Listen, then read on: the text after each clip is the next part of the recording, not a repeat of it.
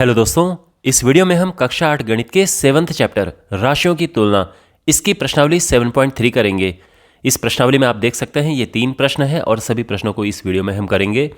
इस चैप्टर के बाकी वीडियोस के लिए डिस्क्रिप्शन बॉक्स में प्लेलिस्ट चेक करें, चैनल को सब्सक्राइब करें और अपने दोस्तों के साथ ये वीडियो ज़रूर शेयर करें।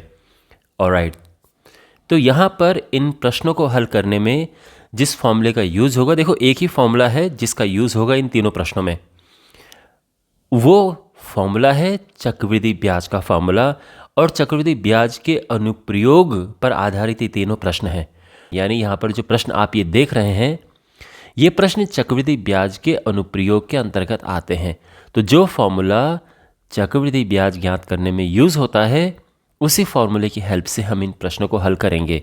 तो मैं यहाँ पे पहले आपको फॉर्मूला समझाऊंगा और उसके बाद हम इन प्रश्नों को हल करेंगे। लेकिन मेरा आपको ये सुझाव है कि डिस्क्रिप्शन बॉक्स में एक वीडियो है चक्रवृद्धि ब्याज पर आधारित। अगर आप वो वीडियो देखते हैं तो इस टॉपिक से संबंधित आपकी कॉन्सेप्ट बहुत मजबूत हो जाएंगे। वैसे मैं यहाँ पे भी आपको समझाऊंगा, लेकिन अगर आप वो वीडियो देखते हैं तो आपका बेस, आपका आधार एकदम मजबूत हो जाएगा। तो देखो, सबसे पहले बात करते हैं जिस फॉर्मूले की मैं बात कर रहा हूँ, यानी जो चक्रवृद्धि ब्याज का फॉर्मूला है। देखो, ये फॉर्मूला है A = P × 1 + R/100⁻n। तो A होता है कि जो पहले वाली संख्या है, पहले वाली कोई धनराशि हो सकती है जो आपने कहीं दी है ब्याज पर, या ये कहीं किसी गांव की जनसंख्या हो सकती है कि पहले गांव की जनसंख्या इतनी थी, या कुछ भी हो सकता है। तो ये जो पहले की संख्या है, ये तो वो है। इसके बाद यहाँ पर है R, ये R है दर। तो यहाँ पर आप देख सकते हैं ये 8% है, इसके ऊपर ये देखो 2.5% है। ये सब जो है ये यहाँ पर ये दर है, यहाँ पर भी ये 5% है। तो ये R है। ये दर क्या होती है? ये होती है कि प्रति वर्ष, क्योंकि यहाँ पे प्रति वर्ष की दर है, तो प्रति वर्ष कोई चीज़ कितनी बढ़ती है। तो मान लो कोई 100 है, 100 कोई संख्या है। ये 100 पैसे भी हो सकते हैं कि आपने ब्याज पर किसी को पैसे दिए, या ये 100 किसी गांव की जनसंख्या भी हो सकती है। प्रति वर्ष मान लो 5% की वृद्धि होती है। तो इसका मतलब ये हुआ कि 100 में 5 बढ़ जाएंगे और 1 साल के बाद 100 जो है वो 105 हो जाएगा। तो 100 रुपये 105 रुपये बन जाएंगे। 100 लोग अगर हैं तो बढ़ के 105 लोग हो जाएंगे, इस तरह से। तो यहाँ पर ये R जो है दर है, N यहाँ पर समय है, और जो बचा A, ये बाद की संख्या है, बाद वाली संख्या। तो जैसे यहाँ पर 100, इसको हम P लिखेंगे, जो ये P है, और जो ये बाद में लिखा हुआ है 105, ये A के अंतर्गत आएगा, यानी जो ये A है। तो यहाँ पर कोई भी संख्या है, ऐसा भी हो सकता है कि किसी स्कूटर की कीमत, जैसे यहाँ पर ये है, कोई स्कूटर की कीमत है, तो पहले इतनी है, अब उसके बाद हर साल स्कूटर की कीमत कम होगी ना, क्योंकि भाई आपने स्कूटर खरीदा, अभी मान लो ये 42,000 लिखा है, तो ऐसा तो है नहीं कि 2-3 साल बाद भी वो 42,000 का ही रहेगा, हर साल कम हो जाती है कीमत। वो यहाँ पर लिखा है कि हर साल 8% कम हो जाती है। तो 1 वर्ष के बाद हमें उसकी कीमत ज्ञात करनी है। तो यहाँ पर हमें क्या ज्ञात करना है? बाद का मूल्य ज्ञात करना है, यानी हमें A ज्ञात करना है, और हमारे पास P दिया है। तो P, ध्यान रखना, पहले वाली संख्या है और A बाद वाली संख्या है। कभी कभार P दिया होता है, हमें A ज्ञात करना होता है, कभी कभार A दिया होता है, हमें P ज्ञात करना होता है, लेकिन फॉर्मूला दोनों केस में ये वाला लगता है। तो मैं उम्मीद करता हूँ कि थोड़ा बहुत आपकी समझ में आ गया होगा, बाकी क्वेश्चन करते हुए आ जाएगा समझ में। तो चलिए क्वेश्चन करना शुरू करते हैं। पहला प्रश्न ये है, 5% वार्षिक दर से बढ़ते हुए 2003 वर्ष के अंत में एक स्थान की जनसंख्या है 54,000। तो 2001 में क्या जनसंख्या थी और 2005 में क्या जनसंख्या थी? तो यहाँ पर देखो, 2001 का मतलब है 2 वर्ष पहले, और 2005 का मतलब है 2 वर्ष बाद, है ना? समझ रहे हैं ना आप? क्योंकि अभी यह है 2003, तो सोचो 2001 का क्या मतलब है? 2 साल पहले, और 2005 का क्या मतलब है? 2 साल बाद। तो ये ठीक है। तो इन प्रश्नों को एक एक करके करते हैं। जो फर्स्ट पार्ट है देखो, तो पहले पार्ट में देखो, ध्यान से समझो बात को। 2001 की हमें जनसंख्या बतानी है, हमारे पास 2003 में जनसंख्या ये यहाँ पर लिखी है। आप मुझे बताओ कि क्या पहले वाली बतानी है जनसंख्या या बाद वाली बतानी है। पहले वाली दे रखी है या बाद वाली दे रखी है, अब बताओ। तो यहाँ पर आप देखेंगे कि 2001 तो पहले आता है ना, 2003 बाद में आता है। तो यानी पहले वाली जनसंख्या हमें बतानी है, पी हमें ज्ञात करना है। पी हमेशा पहले वाला होता है, ये ध्यान रखना। ए यहाँ पर दिया है, ए है 54,000। दर यहाँ पर दी है, आर है 5% प्रतिवर्ष, और एन यहाँ पर दिया है 2 वर्ष। एन अभी मैंने फॉर्मूला बताया था ना, उसमें एन जो है वो समय हम लिखते हैं, तो ये है 2 वर्ष। ये सब समझ आ गया। तो फॉर्मूला हम अप्लाई करेंगे, तो फॉर्मूला क्या है?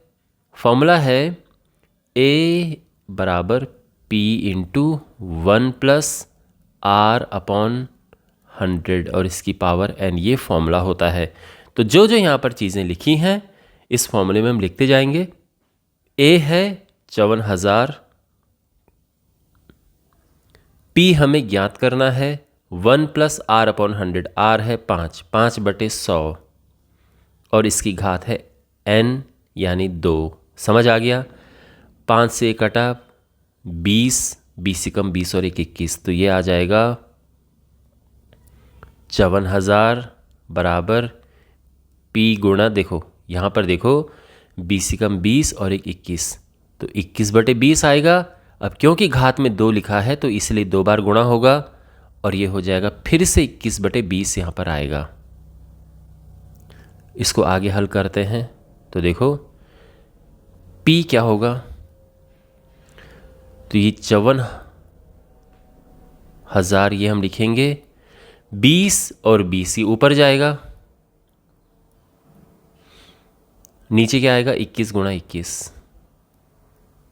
अब यहाँ पर हमने इसे हल करना है, तो यहाँ पर ये 3 से कटेगा, 3 × 7 = 21, 18 × 3 = 54, फिर 3 से कटेगा, 3 × 7 = 21, 6,000। अच्छा 6 दूनी 12 दूनी 24, 1 2 3 4 5 0 ये आएंगे बटे 7 × 7। तो पहले इसको 7 से भाग देंगे, फिर 7 से भाग देंगे और संख्या क्या आएगी यहाँ पर, तो संख्या ये आ जाएगी भाग देकर। अब देखो ये पॉइंट में है तो आप समझ सकते हैं कि गांव की जनसंख्या पॉइंट में तो हो नहीं सकती ना, ये तो लोगों की संख्या है, तो लोग पॉइंट में कैसे होंगे। तो हम इसको एक राउंड ऑफ करके लिख देंगे। अब आप देखो ये जो संख्या है ये थोड़ा सा बड़ी है 5 से, तो इसको राउंड ऑफ करेंगे तो बेसिकली यहाँ पर इसको 1 करके आगे जोड़ देंगे, तो ये जो 79 है ये 80 हो जाएगा। 48980, तो लगभग इतने लोग हैं। लगभग क्या इतने लोग हैं, क्योंकि ये पॉइंट में आ रखा है। तो पॉइंट में अगर मान लो कि ये पॉइंट में ऐसे होता 1 होता या 2 होता तो उसको हम हटा देते, लेकिन ये 5 है और उसके भी आगे है, तो ये 1 बढ़ जाएगा यहाँ पे और जो 79 है वो 80 बन जाएगा। इस तरह से राउंड ऑफ होता है। खैर ये आंसर आ चुका है पहले पार्ट का, समझ आ गया आपको। अब हम इसका सेकंड पार्ट करते हैं।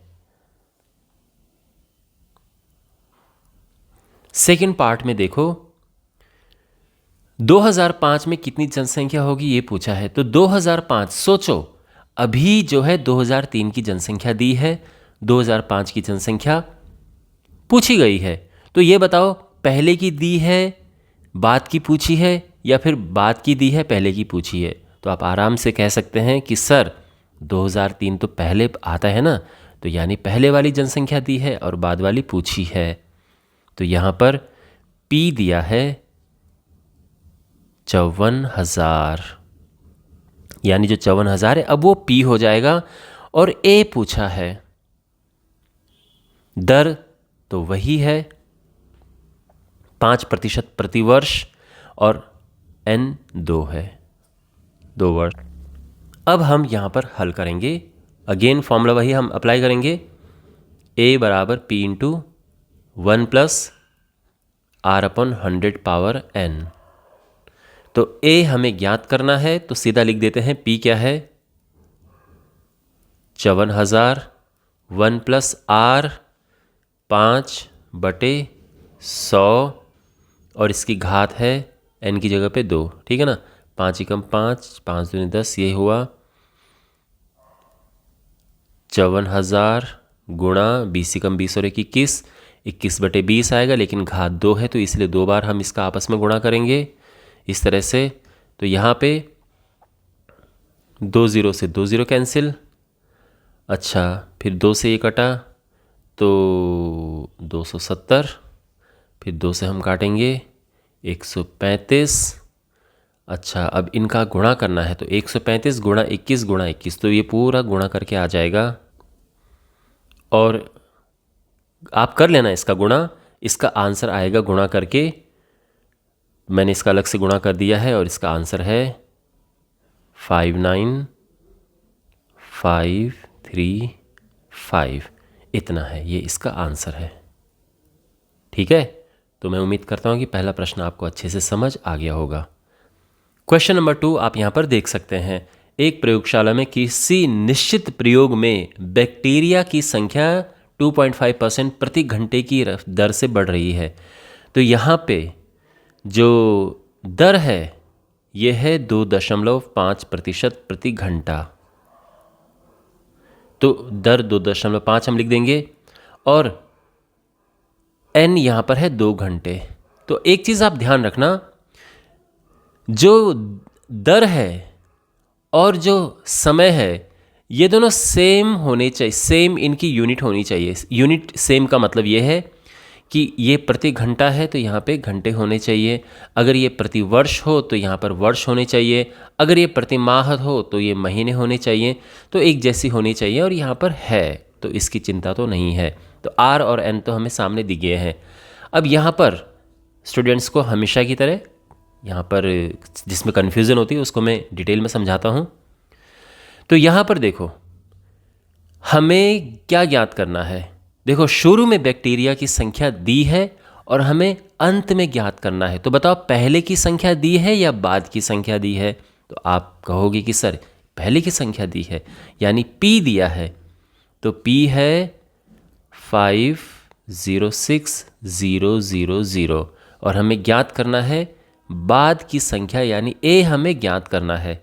तो फॉर्मूला अप्लाई करेंगे हम, A = P × 1 + R/100⁻n और यहाँ पे अब मान रखेंगे 506000 1 + 2.5/100 और पावर में क्या है 2। n कितना है, n 2 है ना, तो ये है। तो सब मान हमने ये रख दिए हैं।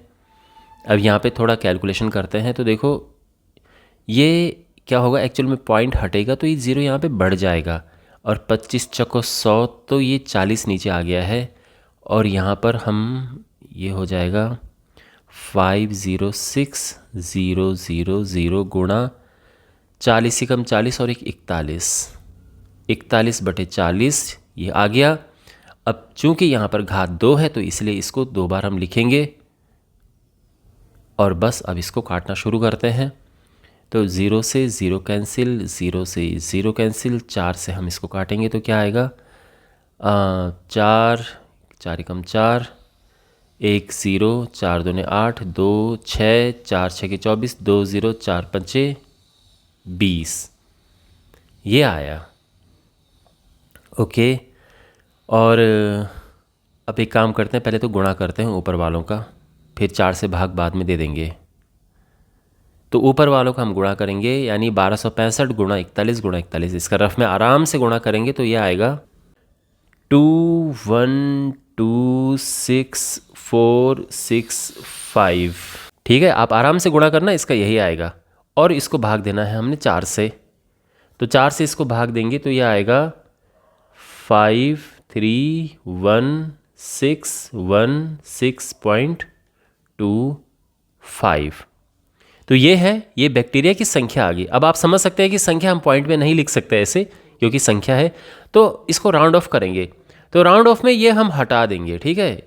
तो ये आ जाएगा 3116 बैक्टीरिया, इतने बैक्टीरिया। हाँ, अगर यहाँ पे 2 की जगह पे मान लो कोई बड़ी संख्या होती, जैसे 5 से बड़ी होती, 5, 6, 7, 8, जैसे मान लो 8 होता, तो फिर हम क्या करते, राउंड ऑफ करने के लिए यहाँ पर इसको हम बढ़ा देते, तो ये 7 हो जाता।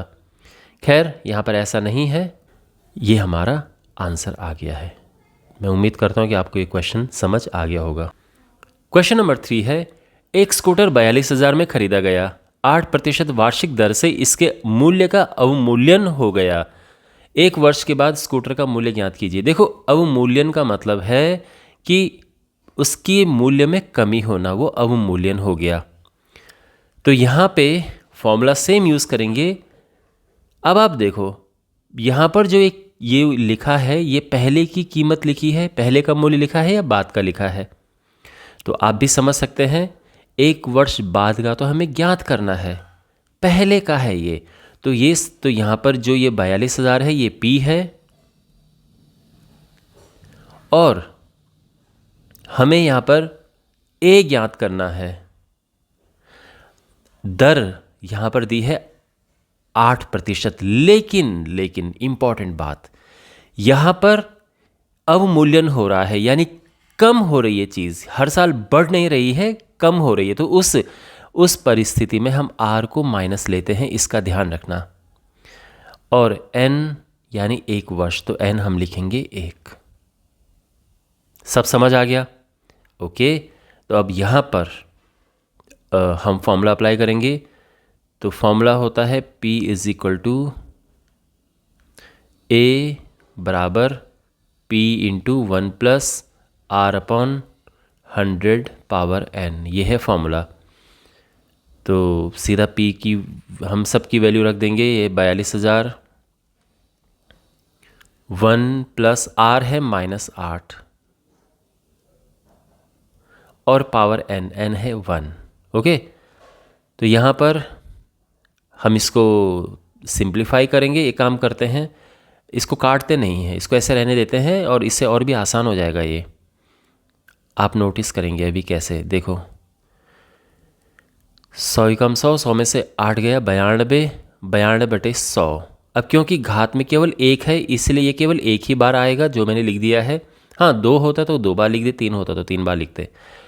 अब यहाँ पर ये 2 0 से 2 0 कट गए। आपने देखा, अगर मैं यहाँ पे काटता और इस तरह से कुछ लिखता, तो ये फिर भाग देने में और मुश्किल होती। तो इसीलिए कभी कभार काटने से चीज़ें आसान नहीं होती, बल्कि और मुश्किल हो जाती हैं। तो हमें अपने हिसाब से देखना चाहिए कि काटने में फ़ायदा है या नुकसान है। तो यहाँ पर काटते, अगर हम 8/100 को अगर हम थोड़ा काटते छोटा बनाने के लिए, तो हमारा नुकसान होता, क्योंकि वो यहाँ पे 25 आ जाता, फिर हमें 25 का भाग देना पड़ता। 0 में तो ये है ना कि 0 से 0 काट दो।